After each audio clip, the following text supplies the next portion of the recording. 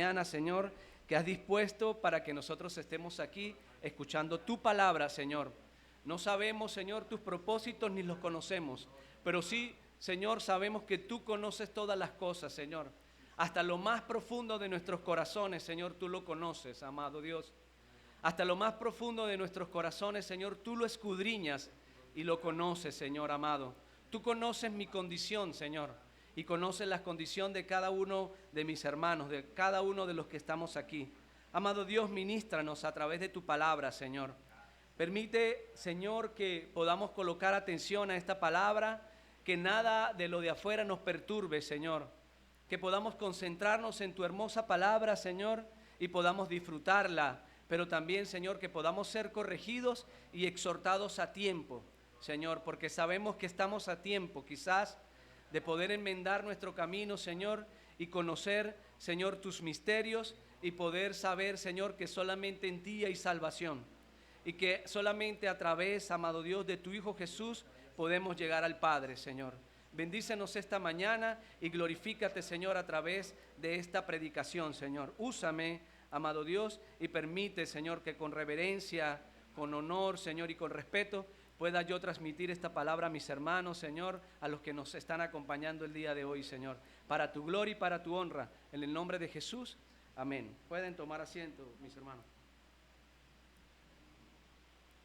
Yo a esta enseñanza le quise colocar cristianos prudentes e insensatos. Cristianos prudentes e insensatos. La semana pasada los que vinieron, los que estuvieron aquí, leíamos, ¿verdad? Conversábamos, compartíamos acerca de otra parábola que el Señor nos explicaba a través de su bendita palabra. Y escuchábamos o entendíamos acerca de una viuda, ¿verdad?, que estaba pidiendo justicia, que ella iba constantemente hacia donde un juez que no temía ni a hombre ni temía a Dios y que no la escuchaba, pero ella insistía constantemente al juez para que escuchara su oración y su súplica, para que la reivindicara de su caso y pudiera solucionarlo. Y la palabra de Dios dice que no la quería escuchar al principio, pero fue el ruego constante, fue la insistencia que a este hombre exasperó, molestó y dijo: porque esta viuda me es incómoda, voy a atenderla, voy a solucionarle su problema y voy a reivindicarla y voy a hacer justicia sobre ella. Pero la enseñanza nos ilustraba acerca de un principio fundamental, mis hermanos, que lo pudimos leer al principio de esa parábola, que era que el cristiano está llamado a orar y no desmayar, a orar y no desmayar. Y también entendíamos y escuchábamos que en estos últimos tiempos lo que menos se iba a ver era la constancia en el pueblo de Dios, en el pueblo cristiano. Por los problemas, por las situaciones, por el mundo en que nos rodeaba, ya no queríamos o ya no queremos orar. Nos parece lejana la respuesta de Dios. Nos parece que no nos responde.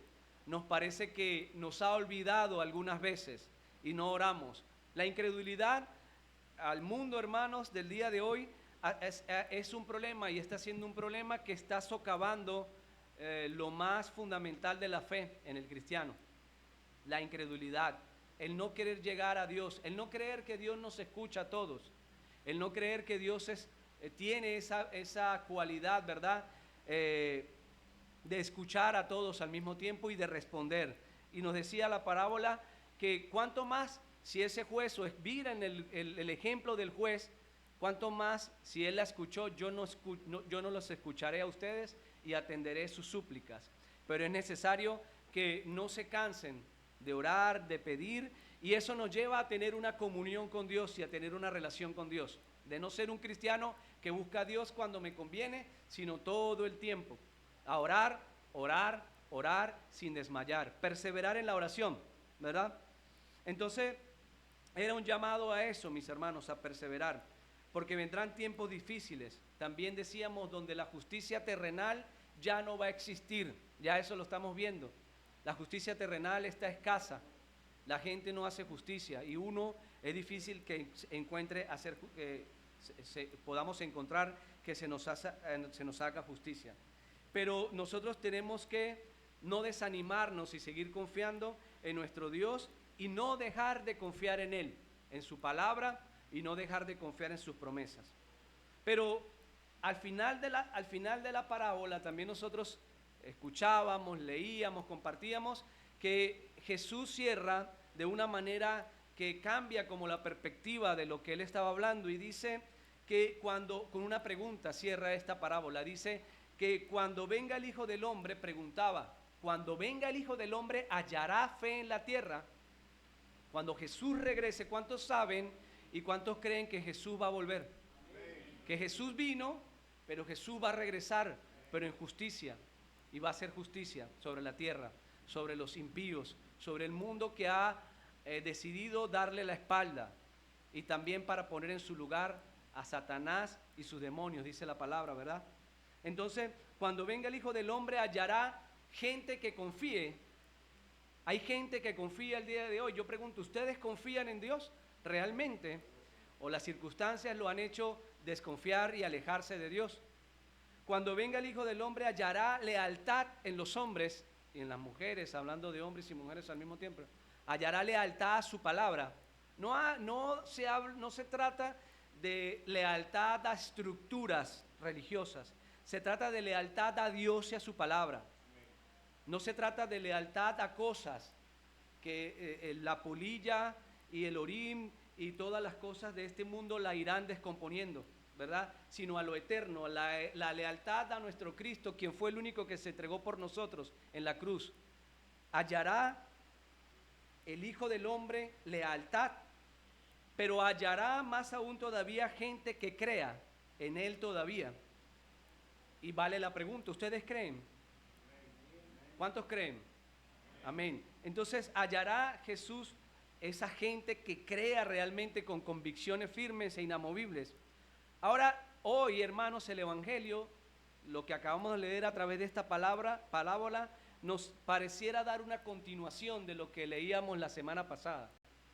Porque ahora se va a describir cuál va a ser la actitud, la cualidad de los cristianos en los últimos tiempos. Esta parábola que acabamos de leer no nos habla de más, sino de una ilustración de cómo serán los cristianos en los últimos tiempos. Ustedes, si van a los versículos anteriores, se dan cuenta de que Jesús está hablando de la venida del Hijo del Hombre, ¿verdad? Pero cuando termina en el capítulo 51, abre el 25 con esta parábola, donde ubica a los cristianos, a la gente que cree. Aquí no está hablando de gente incrédula. Las vírgenes, ahorita lo vamos a ver en el desarrollo del mensaje, eran gente que conocía al esposo y conocía a la novia. Aquí está hablando de gente que quizás unos conocen y otros no conocen muy bien a Jesús, pero son cristianos, están en la iglesia.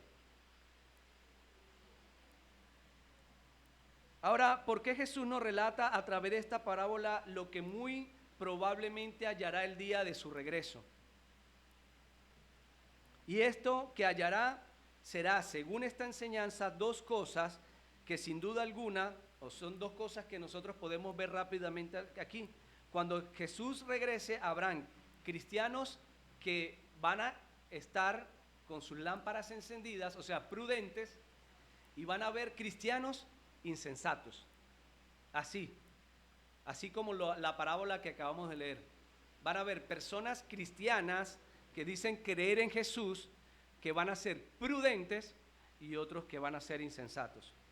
El contexto histórico que podemos rescatar de esta parábola que acabamos de leer, mis hermanos, para poder entrar más aún en la enseñanza que Jesús quiso dar,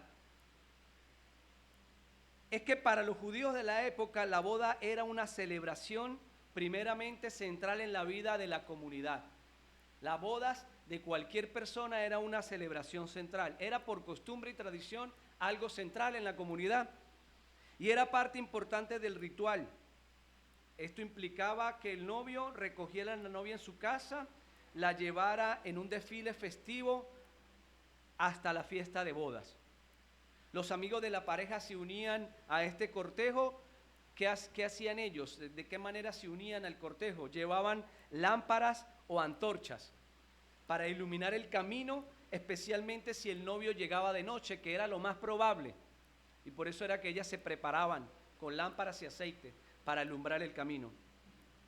Para los oyentes de la época, como para los de ahora, la mención de esta ilustración de vírgenes con lámpara era una imagen muy familiar y culturalmente significativa. ¿Por qué yo digo que para los de la época como para los de ahora? Porque nosotros hemos aprendido un poco de esta cultura y sabemos que así se manejaban.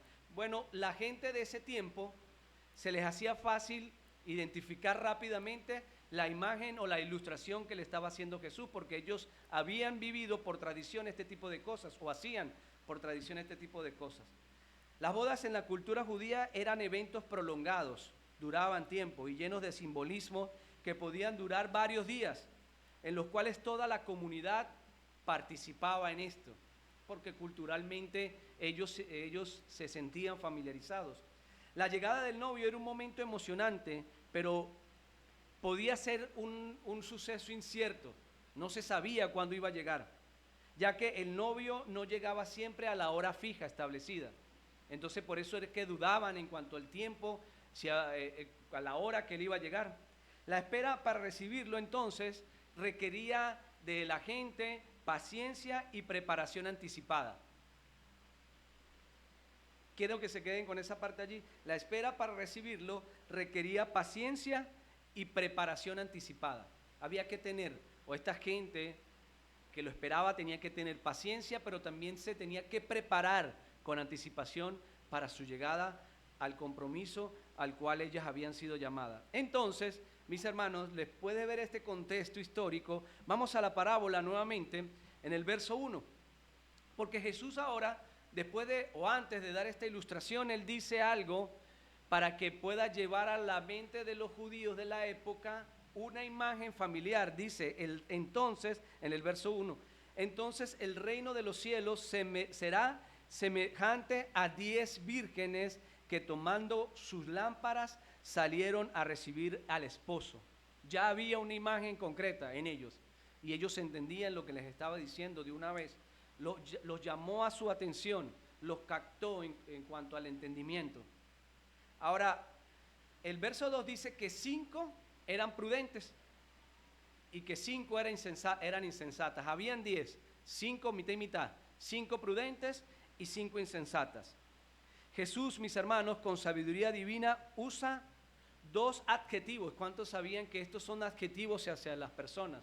Yo puedo decir que una persona es maravillosa, inteligente, sabia, prudente, insensata, y esos son adjetivos calificativos que nosotros damos. Bueno, Jesús, para poder entender la parábola, dio estos dos adjetivos calificativos, por así decirlo, particulares, para separar a través de características o cualidades 2 formas de devoción, 2 maneras que describen o describirán a los cristianos de los postreros tiempos, con 2 adjetivos, prudencia e insensatez. Ahora vamos a definir los conceptos para poder entender más el pasaje. El término hebreo de la palabra prudencia es tebuna, el cual denota inteligencia. Yo quiero que vayan siguiendo cada concepto para poder ir dándole una, digamos, explicación más profunda de esto y entenderlo. Entonces, el cual denota inteligencia, discernimiento y describe también la capacidad de observar, aprender y discernir, para así poder divisar un plan o tomar una acción. ¿Qué estaba sucediendo, mis hermanos? Habían 5 vírgenes que estaban haciendo esto. Ellas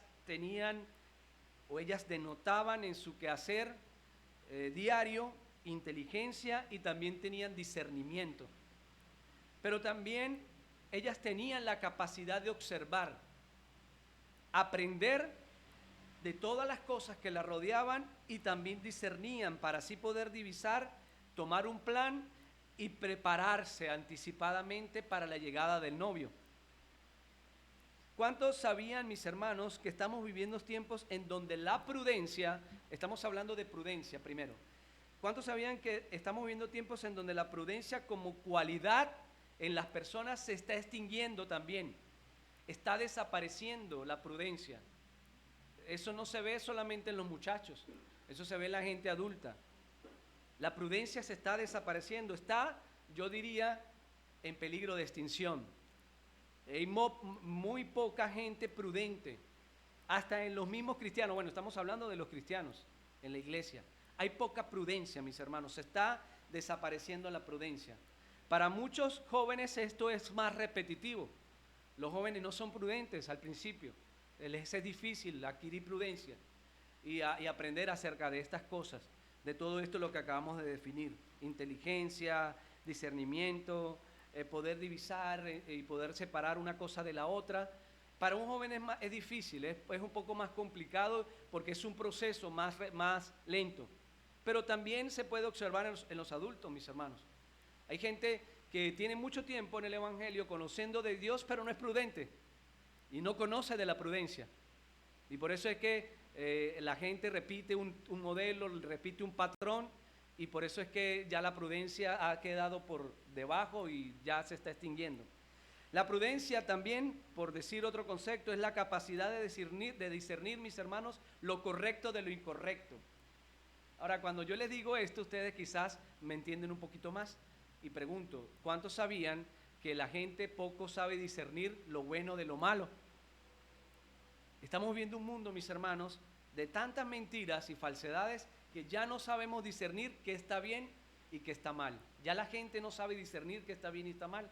La iglesia se está también inundando de esa característica. No saben definir lo incorrecto de lo correcto y actuar en consecuencia. Pero otra pregunta, ¿qué es lo correcto? ¿Y qué es lo incorrecto? ¿O cómo definirlo? ¿Cómo definir lo correcto y lo incorrecto?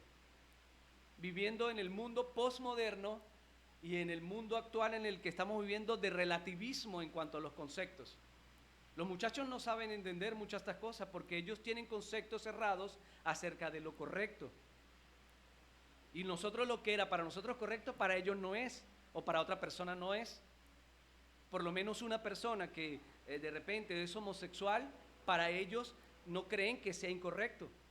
Para ellos creen que está bien porque Dios los ama así, los acepta así. Pero para nosotros sabemos que no, porque el Señor dice que eso está incorrecto. Pero para ellos es correcto. Entonces, lo que quiero decir es que estamos viviendo en un mundo de relativismo, mis hermanos, en donde lo correcto y lo correcto ya no se logra definir. Pero nosotros tenemos la palabra de Dios que nos puede llevar hacia toda verdad y conducir, ¿verdad? Cuando hablo del mundo, de estas cosas que están sucediendo y del ejemplo que les coloqué hace rato, eso también está en la iglesia. ¿Cuántos sabían que hay pastores ahorita mismo que tienen una tendencia sexual distinta a la que Dios nos establece a través de su palabra, hombre, hombre, mujer, mujer, y ellos se expresan de otra manera y dicen que es lo correcto y lo enseñan así, y los muchachos y la gente lo está aprendiendo así? ¿Y cómo sabemos definir? ¿Cómo va a ser posible definir lo correcto de lo incorrecto en los postreros días? Por eso es que aquí vemos esta parábola que nos llama la atención hoy acerca de la prudencia y la sensatez. Porque últimamente la iglesia parece haber adoptado, la gente no se parece a la iglesia ni a los cristianos. Los cristianos se parecen al mundo y el mundo se ha metido en la iglesia para modelarlo, para modelar la iglesia según los sistemas del mundo y las creencias del mundo. La iglesia lo está convirtiendo hoy, mis hermanos, en parte de su doctrina también, el sistema y todas las cosas. Para algunos, por lo menos, voy a empezar a dar ejemplos de lo correcto y lo incorrecto, para que ustedes vean que es una verdad. Para algunos es correcto decir o pensar que Dios nos ama, y a veces se enseña eso desde los púlpitos, Dios nos ama, que Él te ama, que Él te ama, que Él te ama, y que realmente así sea lo que estés haciendo, te ama y te acepta tal como eres, ¿verdad? Que a pesar de que somos pecadores, Él nos acepta así y no nos juzga. Y hay una parte de verdad allí, porque Dios es bueno y misericordioso, pero no todo eso es verdad, no todo eso es correcto. Lo correcto es lo siguiente. Mira, yo hace poco le estaba imprimiendo un papel a un señor que fue para el negocio a imprimir algo que decía, al final de la solicitud que le estaba haciendo, le estaba pidiendo unos medicamentos y al final decía, como el lema, decía Dios es pana, Dios es pana. Entonces hay gente que ve a Dios así, como esa forma caricaturesca de ver a Dios, que Dios es amigo, y ciertamente Dios es amigo y es fiel, ¿verdad? Pero Dios también tiene estándares, y Dios también no es como nosotros, y vamos a verlo más adelante. Pero la Biblia dice en Santiago 4:4, no lo digo yo, lo dice la palabra de Dios. Santiago 4:4 dice lo siguiente: hay gente que dice que Dios es amigo, es pana, y que Dios nos ama, y sí, ciertamente hay parte de verdad, pero no todo es verdad. Santiago 4:4 dice lo siguiente: oh almas adúlteras, ¿no sabéis que la amistad con el mundo es enemistad contra Dios? Cualquiera pues que quiera ser amigo del mundo se constituye enemigo de Dios. Eso lo dice la palabra. En cualquier traducción bíblica que encuentren, o en cualquier Biblia que quieran consultar, la palabra de Dios dice que cualquiera que quiere ser amigo del mundo se constituye enemigo de Dios. Dios es enemigo de la gente, del hombre que ha abrazado al pecado y ha querido contrariar su ley, ha querido enfrentarse contra Dios. La palabra lo dice: el que se hace amigo del mundo se constituye enemigo de Dios. Es decir, si una persona anda en pecado, no reconoce a Dios, no hace lo que Dios ordena y manda y establece en la palabra de Dios, y ofende a Dios, es enemigo de Dios. Dios no es pana de esa persona. Es la verdad bíblica, ¿no? Es la verdad bíblica. Eso no lo digo yo, eso lo dice la palabra de Dios. Nosotros tenemos que ver la verdad y escuchar la verdad. Y esto, según la Escritura, es lo correcto. Dios nos ama a todos nosotros. ¿Cuántos lo sabemos? Dios nos ama, mis hermanos. Y nos amó tanto que Él mandó a su Hijo unigénito para morir en la cruz, ¿verdad? Por nosotros, por amor de nosotros, ¿verdad? Él nos ama porque nos dio a su Hijo. Y el pecado de su Hijo fue sobre Él. El pecado, perdón, del mundo fue sobre Él, sobre su Hijo. Y hoy somos justificados a través de la fe. Así nos ama Dios, no de la manera caricaturesca que nos han enseñado, a ver a Dios como Papá Noel, Santa Claus. Dios nos ama, mis hermanos, pero debemos arrepentirnos. Eso lo dice la Escritura, desde Juan el Bautista, desde el Antiguo Testamento. Juan el Bautista, cuando abrió el camino para que llegara Jesús el Mesías, él hablaba de arrepentimiento. Dios nos ama, pero debemos arrepentirnos.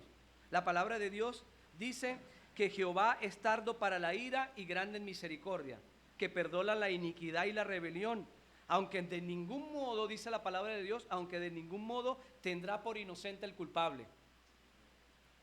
Eso lo dice la palabra de Dios. De ningún modo Él va a tener por inocente al culpable. O quien que ha hecho alguna cosa incorrecta en la ley terrenal que a nosotros, por la cual nosotros nos dirigimos, que ha robado, que ha matado, va delante de un juez y le dice: no, bueno, tú me caes bien, yo te perdono. No, el juez lo va a juzgar según lo que él hizo. Y así la palabra de Dios dice que el Señor no va a tomar por inocente al culpable. Esto es difícil, pero es la verdad bíblica y es lo que nosotros tenemos que aprender para poder no estar en la ignorancia, sino saber lo que Dios nos enseña. Esto es lo correcto. Dios hace misericordia, perdona la iniquidad, la rebelión, pero no va a tener no va a tomar de ningún modo por inocente al culpable. Para algunos es correcto pensar que está bien tener un Dios en su pensamiento, hecho a su medida. Para algunos es correcto eso. Un Dios que se adapta a nosotros mismos. Un Dios que se parece a nosotros. Hay gente que tiene Dios que se parece a Él. ¿Cuántos lo sabían? En su pensamiento. Lo han moldeado, ¿verdad? Y han hecho como ese Dios que se parece a mí y me agrada ese Dios, ¿verdad? Es un Dios complaciente, un Dios que se parece a nosotros. Pero la Biblia dice, hay gente que para eso es correcto y lo ve así correcto y anda así con la vida teniendo un Dios a su manera y a su medida y lo formó en su pensamiento. Pero mira, mi hermano, la Biblia dice en el Salmo 50:21 lo contrario. Y aquí nos habla de lo que es correcto. Dice la palabra de Dios: estas cosas hiciste y yo he callado. ¿Pensabas que de cierto sería yo como tú? pero te reprenderé y las pondré delante de tus ojos. Entended ahora esto, los que os olvidáis de Dios, no sea que os despedace y no haya quien os libre. Dios no es como nosotros, mis hermanos. Dios no es como tú ni como yo, que nosotros decimos, bueno, lo que pasa es que Dios me entiende y me conoce, yo puedo hacer esto, puedo mentir, puedo hacer lo otro, puedo adulterar, puedo fornicar y no importa porque Dios me conoce a la final y Él conoce mi corazón. Pero la palabra de Dios dice, yo no lo digo, la palabra de Dios dice así, ustedes están pensando que yo soy como ustedes, pues no es así, porque los pensamientos y Dios es mucho más grande que nosotros y van por encima de nosotros. Esto es la verdad bíblica. Dios no es como ustedes, ni como yo, ni como nadie. Él no se adapta y no se va a adaptar, mis hermanos, a ninguno de nuestros caprichos. No se adapta a tus caprichos. Dios no se adapta a nuestros caprichos. Dios te va a reprender, Dios te va a exhortar, Dios te va a enseñar el camino correcto. Él no se va a adaptar a tus caprichos. Para algunos está bien ser ambivalentes. Para algunos está bien hacer así, ser ambivalentes. La ambigüedad. Hay gente que se caracteriza por ser ambiguos, ¿sabían? Están en un momento sí, en otro momento no. En un momento son de una forma, en otro momento son de otra cosa, de otra manera. Y la gente dice, bueno, no es tan malo. Algunos piensan que es correcto ser ambivalente o se sienten bien siendo ambivalentes, siendo ambiguos, ¿verdad? Está bien tener este pensamiento, dos personalidades. Hay hermanos quienes juegan a ser prudentes e insensatos al mismo tiempo, ¿sabían? En su forma de actuar, en su forma de verse, en su forma de ser. Juegan, a esas dos cosas. Piensan que no es ser tan malo, ser frío ni ser caliente, ¿verdad? Sino que está bien estar en las dos partes al mismo tiempo. Hay gente que se ha acostumbrado a ser así. Cristianos que se han acostumbrado a ser así. No son ni fríos ni calientes. Y está bien, porque así ha pasado el tiempo, ha pasado las cosas y siguen siendo así. Pero, mis hermanos, la Biblia dice otra cosa totalmente contraria a este pensamiento que a veces adoptan algunos. La Biblia es la oposición continua a lo que nosotros pensamos muchas veces. La Biblia dice en Apocalipsis 3:15, hablándole el Señor a la iglesia de Laodicea, dice, pero por cuanto eres tibio, o sea, no son ni frío ni caliente, sino son tibios, pero cuanto eres tibio y no frío ni caliente, te vomitaré de mi boca. Eso lo dice el Señor en la palabra, hablándole a cristianos de una iglesia. Eso está en el libro de Apocalipsis 3:16. Dice, pero por cuanto eres tibio y no frío ni caliente, te vomitaré de mi boca. Y más aún todavía, Santiago, en el libro de Santiago dice, Santiago 3, del 11 al 13 dice, ¿acaso alguna fuente hecha por una misma abertura agua dulce y agua amarga? Es imposible. No puede, por una misma fuente no pueden brotar dos cosas, agua dulce y agua amarga. Hermanos míos, dice Santiago a los cristianos de la época, ¿puede acaso la higuera producir aceitunas o la vid higos? Así también ninguna fuente puede dar agua salada y agua dulce al mismo tiempo. No lo digo yo, lo dice la palabra de Dios y es lo correcto. ¿Cuántos lo saben? Es lo correcto. No son nuestros pensamientos, no son tus pensamientos hechos a tu medida, ni el Dios hecho a tu medida, sino es la palabra de Dios que nos dice así. Pero aún más todavía, mis hermanos, viendo las características de los cristianos de esta época y de las épocas que están por venir. Para algunos cristianos estará bien y está bien mentir.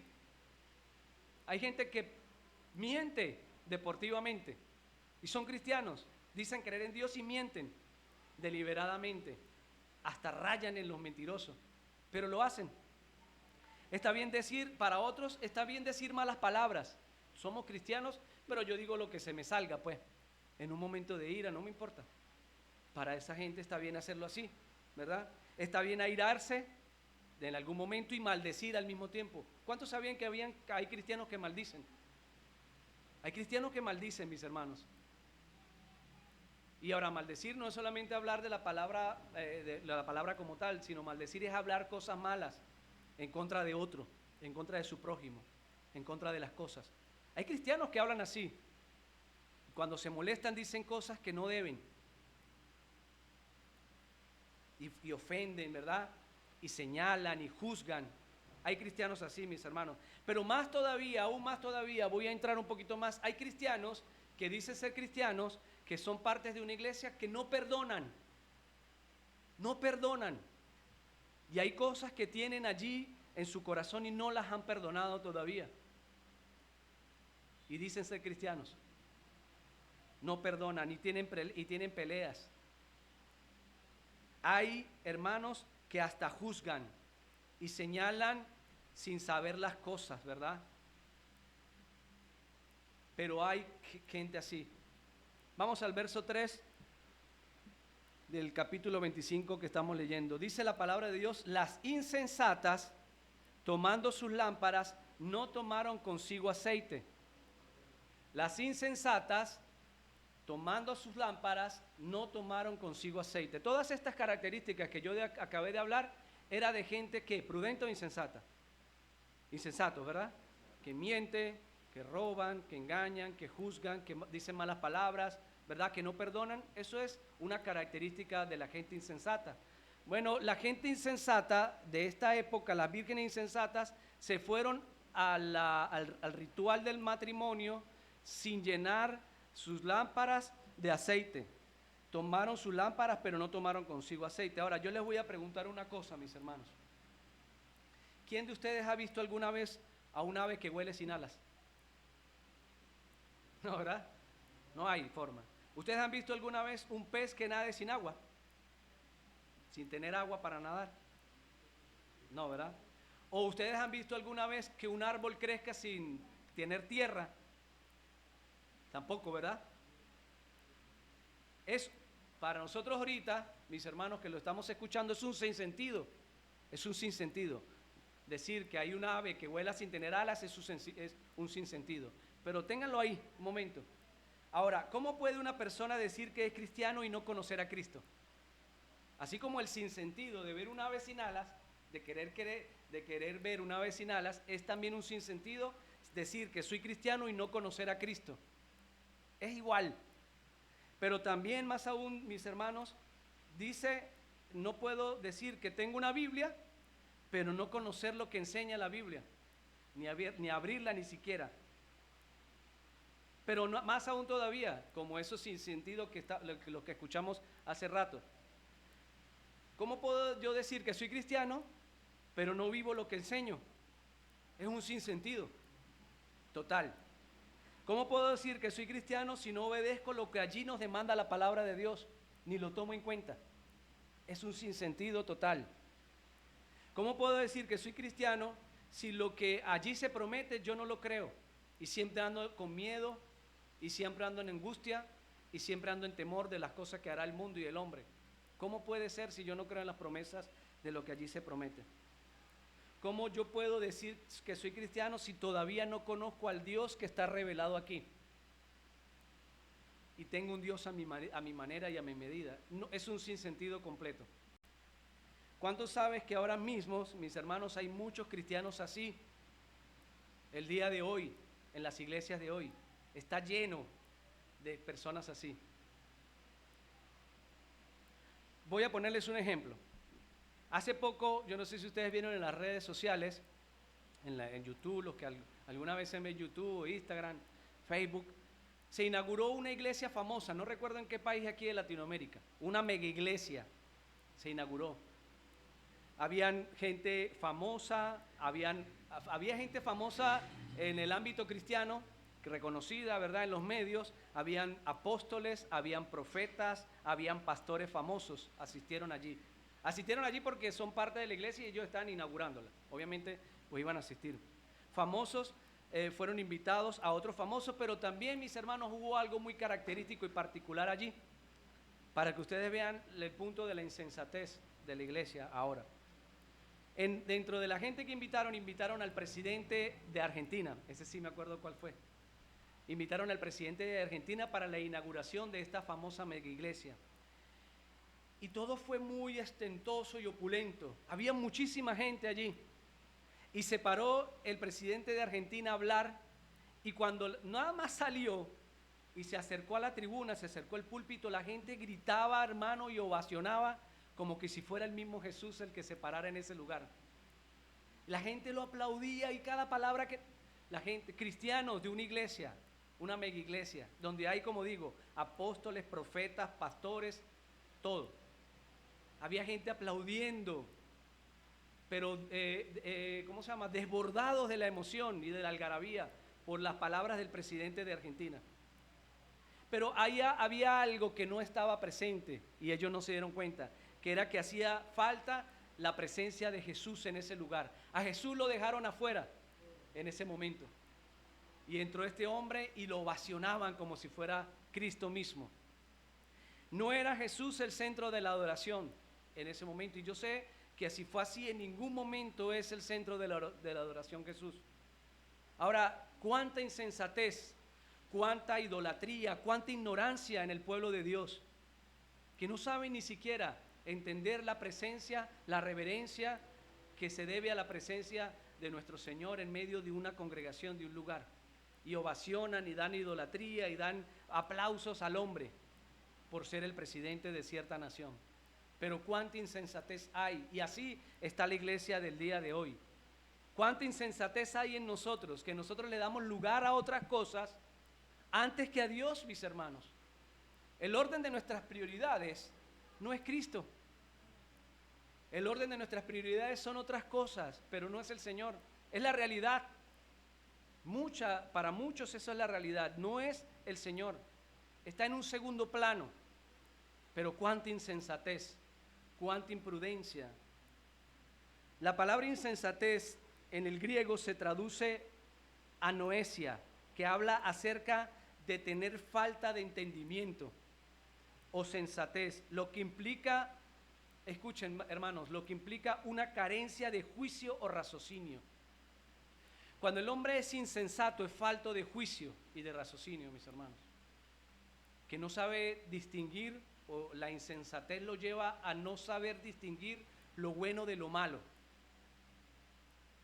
y el raciocinio lo lleva a actuar de formas que a veces parecen sorprender, pero así actúa la gente el día de hoy, así actúan los cristianos lamentablemente el día de hoy. Un cristiano insensato puede ser una persona, hermanos, que ha sido bautizado, escúchenme, que pertenece a una iglesia, que puede tener tiempo en iglesia y es parte de la iglesia. Un cristiano insensato hace todas las cosas correspondientes a la iglesia. Ofrenda, ya es bautizado, viene a la iglesia, hace todas las cosas, pero no ha nacido de nuevo. Y allí hay insensatez todavía. Pareciera como que si tiene un pie en el mundo y tiene un pie en la iglesia, porque es una persona ambigua. Eso es un cristiano insensato. Es alguien que no considera la salvación como un regalo e ignora las misericordias de Dios y le da lugar a otras cosas. Cuando yo le doy lugar a otras cosas, estoy ignorando y estoy poniendo por menos la salvación que nos provee Cristo a través de su Hijo Jesús. Nuestro Señor Jesús, hermano, describe el comportamiento de una persona insensata en el Evangelio de Mateo, en el capítulo 7, verso 26. Así actúa una persona insensata, de esta manera, a través de esta parábola. Dice Jesús aquí, Mateo 7, 26, pero cualquiera que me oye estas palabras y no las hace. ¿Cuáles palabras está hablando el Señor? Toda la palabra, toda la escritura, todo lo que dijeron los profetas, todo lo que dijo Jesús enseñó. Cualquiera que me oye estas palabras y no las hace, le compararé a un hombre insensato que edificó su casa sobre la arena, y descendió lluvia y vinieron ríos y soplaron vientos y dieron con ímpetu contra aquella casa, y cayó y fue grande su ruina. Así lo describe Jesús. Así habla Jesús de una persona insensata. ¿Quieren saber cómo es una persona insensata? Jesús lo dice. Bueno, un hombre insensato quiso construir o quiso edificar su casa sobre la arena. Descendió lluvia, vinieron ríos, soplaron vientos y dieron con ímpetu contra aquella casa, y cayó y fue grande su ruina. Un cristiano insensato, finalmente, mis hermanos, así como la parábola que acabamos de leer, esperará hasta el último momento por allá, para querer llenar su lámpara, pero va a ser tarde, dice la palabra de Dios. Un hombre insensato va a ser así. Un cristiano insensato va a querer llenar su lámpara ya al final, cuando no hay tiempo. Será tarde. Verso 4 del mismo capítulo 25 de Mateo. Dice, mas las prudentes tomaron aceite en sus vasijas juntamente con sus lámparas. Juntamente con sus lámparas. El Proverbio 16:21, hablando de la prudencia, dice la palabra del Señor, Proverbios 16:21, el sabio de corazón es llamado prudente. El sabio de corazón es llamado prudente, y la dulzura de labios aumenta el saber. Proverbios 17:27 dice, el que ahorra sus palabras tiene sabiduría. De espíritu prudente es el hombre entendido. ¿Entendido en qué? En la sabiduría de los hombres, entendido en la palabra de Dios. De espíritu prudente es el hombre entendido. Ahora, mis hermanos, solo los verdaderos cristianos, los que han aceptado a Cristo como su Señor y Salvador, los que han nacido de nuevo, estarán preparados para la venida de Cristo. Tendrán sus lámparas encendidas. Esto no es que otra gente va a venir a llenar sus lámparas,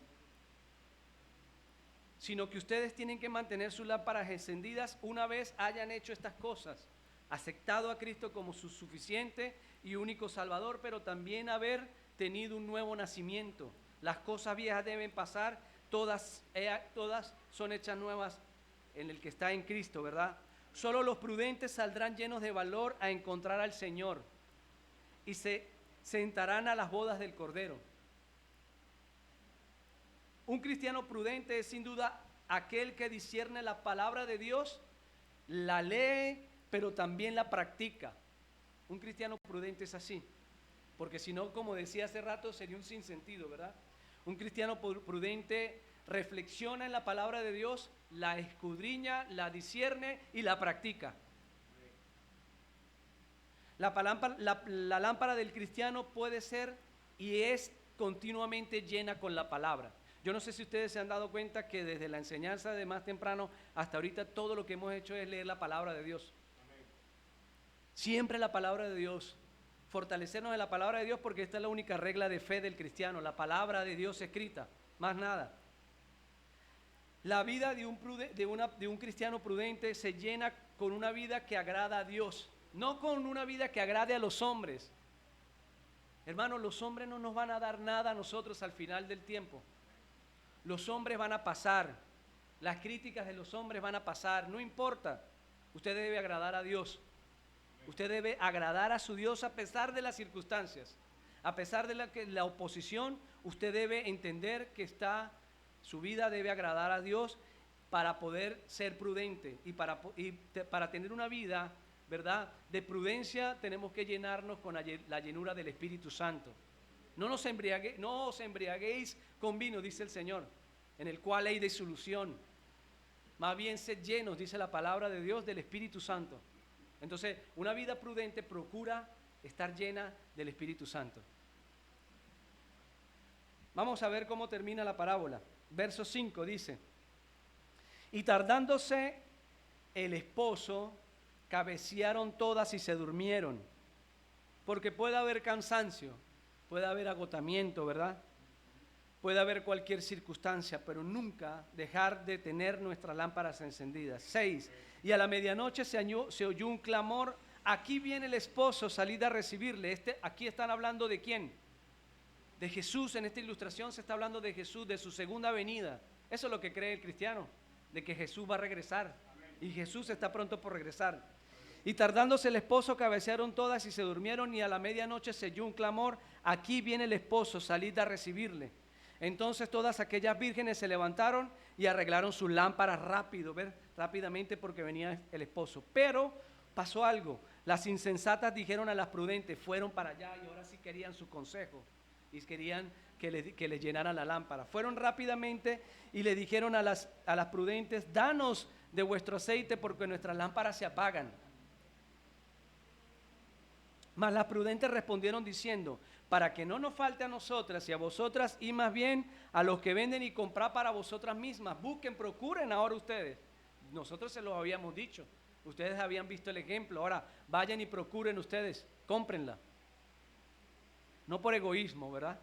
No por egoísmo, sino porque era una verdad que se estaba diciendo aquí. Pero mientras ellas iban a comprar, vino el esposo y las que estaban preparadas entraron con él a las bodas. ¿Y qué pasó? Algo muy triste, mis hermanos. Las prudentes pudieron entrar, pero una vez entraron, dice la palabra de Dios, se cerraron las puertas. No hubo chance para más nadie. ¿Ustedes se acuerdan de la historia de el arca de Noé, perdón? ¿Qué pasó? Se cerraron las puertas. Se cansó de decirle a la gente, vengan, vengan, que viene un diluvio grande. Pero llegó un momento en que entraron los que tenían que entrar y se cerraron las puertas. Ya después la gente corría desesperada, queriendo entrar y no pudo. La mayor parte de la humanidad, mis hermanos, en los postreros tiempos, quizás eso puede ser, yo digo postreros tiempos muy lejos, pero puede ser lo más cercano que nosotros nos lo podemos imaginar. La mayor parte de la humanidad estará desprevenida y sumida en la incredulidad completa. Van a estar desprevenidos, así como cuando Noé, o como los habitantes de Sodoma y Gomorra, ¿verdad? Igual los creyentes, mis hermanos, habla aquí de toda la gente, incluye a todos. Igual que los creyentes, muchos se habrán entregado a la indiferencia y al abandono. Muchos se habrán entregado a la indiferencia y al abandono. Muchos en aquellos días también, mis hermanos, andarán todavía peleando en discursos teológicos interminables. De que si esto, de que lo otro, de que por aquí, de que por allá. Y no se enfocan en Cristo y no se van a enfocar en Cristo. Porque así conviene al sistema de este mundo mantener al hombre distraído, desapercibido de todas las cosas, desprevenido de todas las cosas. Gente preocupada por lo que está haciendo el otro, gente preocupada por lo que hizo aquel, gente preocupada por esto, pero despreocupados por lo que nos toca. Despreocupados por lo que le toca, que es seguir a Cristo y su palabra. Muchos en aquellos querrán cambiar de parecer en cuanto a la importancia de su firmeza y decisión. Hay gente que va a estar comprometida, pero van a querer cambiar de decisión, porque otros los hicieron cambiar, porque le dijeron esto, porque le dijeron lo otro.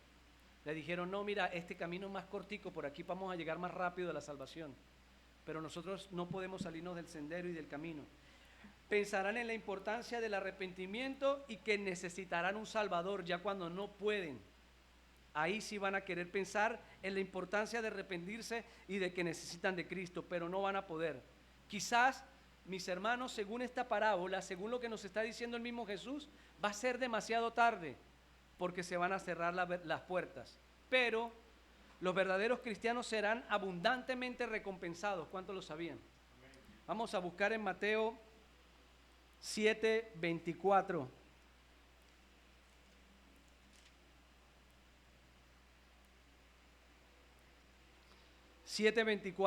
¿Qué pasa? ¿Qué será? ¿O cómo es aquella persona prudente que va a ser recompensada? Dice la palabra de Dios aquí, cualquiera pues que me oye estas palabras y las hace, o sea que hace lo que predica, lo que enseña, lo que lee, lo que escudriña, lo que reflexiona, entonces le compararé a un hombre prudente que edificó su casa sobre la roca, dice el Señor. Dice, descendió lluvia y vinieron ríos y soplaron vientos y golpearon contra aquella casa y no cayó, porque su vida estaba edificada en la roca que es Cristo Jesús. Cristo estaba edificada sobre la roca, porque estaba fundada sobre la roca. Los verdaderos cristianos, los que han fundado sobre la roca, los que han encontrado su fundamento en Cristo, lo que han entendido que la fuente proviene de Dios, de Cristo su Hijo, entonces serán recompensados. Cuando el esposo se presente, los que estén apercibidos de todas esas cosas, los que sean prudentes, entrarán con él a las bodas y entonces se cerrará la puerta. Se entrarán con él a las bodas y cerrará la puerta. Estarán, mis hermanos, o estaremos nosotros. Dios nos ayude, ¿verdad? Estaremos con el Señor que nos amó y nos ama tanto en realidad.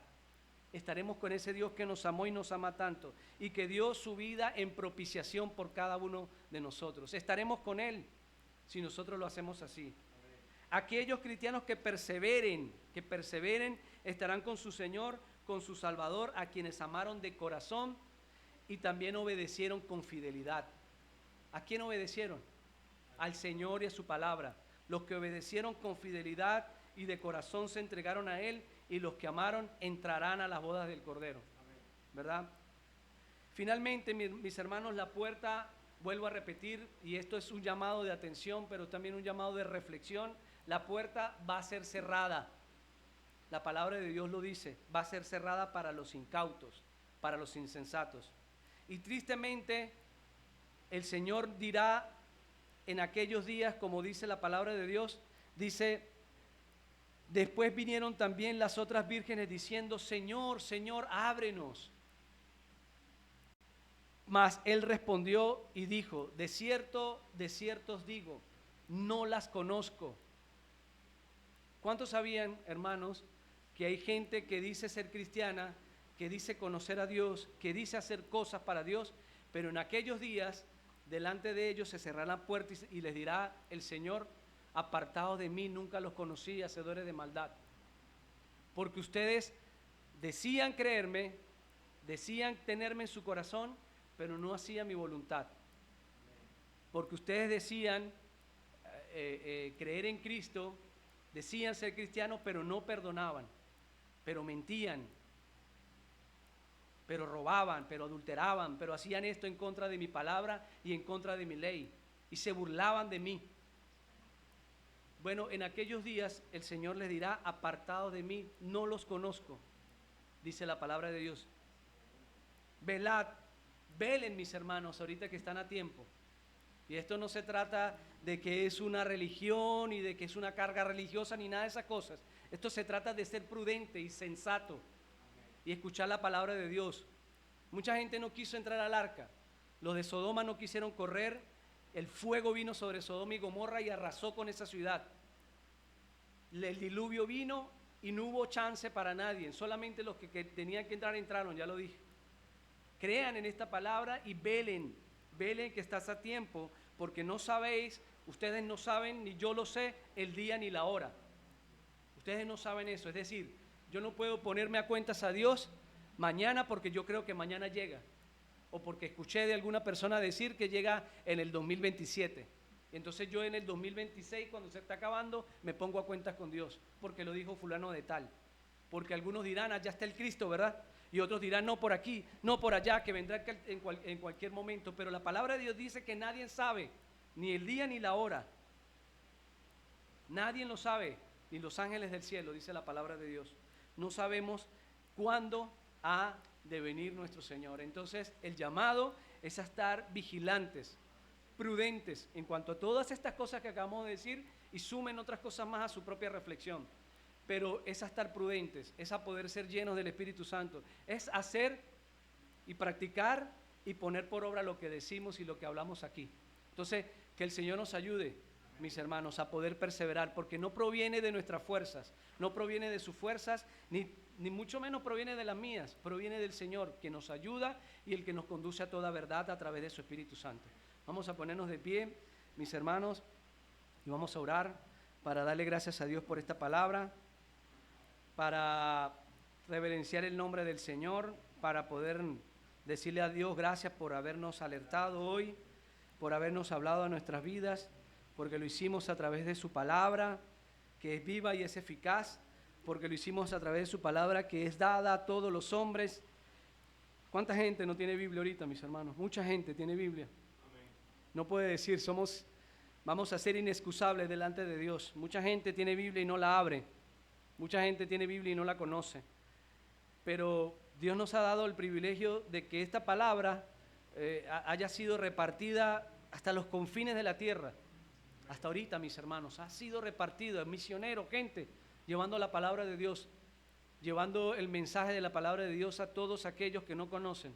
Hasta las poblaciones indígenas más profundas por allá han ido cristianos a llevar la palabra de Dios, misioneros, gente a llevar el mensaje. Entonces vamos a ser inexcusables porque los que hemos recibido esta palabra en las manos, la hemos leído, la hemos escuchado por allí y no hemos puesto atención, mis hermanos, estamos en peligro. Estamos en peligro que un día las puertas se cierren delante de nosotros y nos quedemos por fuera. Pero yo creo en una iglesia prudente, yo creo en una iglesia que puede perseverar en el Señor y que podemos seguir creciendo, que podemos seguir siendo obedientes a su palabra y podemos seguir ajustándonos o estando sujetos a su voluntad.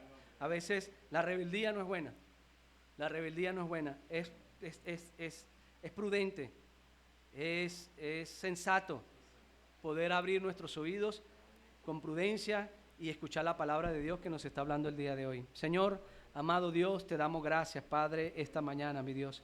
Gracias, Señor, por el mensaje de tu palabra, Señor. Gracias, Señor, porque hoy has hablado a nuestros corazones y nos has alertado una vez más acerca de tu regreso, acerca de la preparación que debemos tener, Señor amado. Oh Dios, permite que todos los que estamos aquí, Señor, podamos entrar, Señor, y tener nuestras lámparas encendidas, Señor.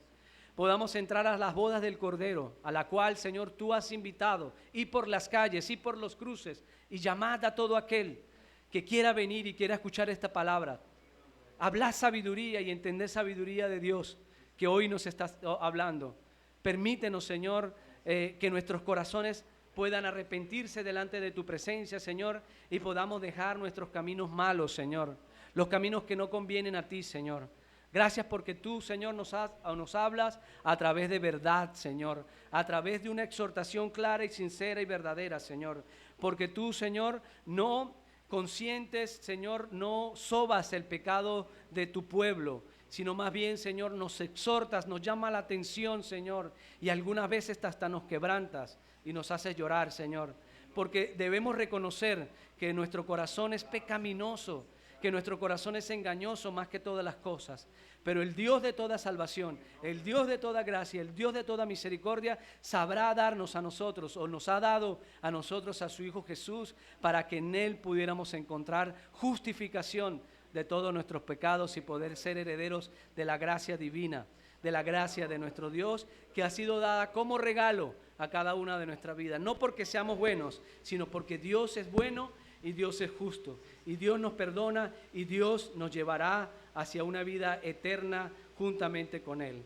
Te damos gracias, Señor, gloria, honra, honor y majestad por siempre y para siempre, en el nombre poderoso de Jesús. Amén.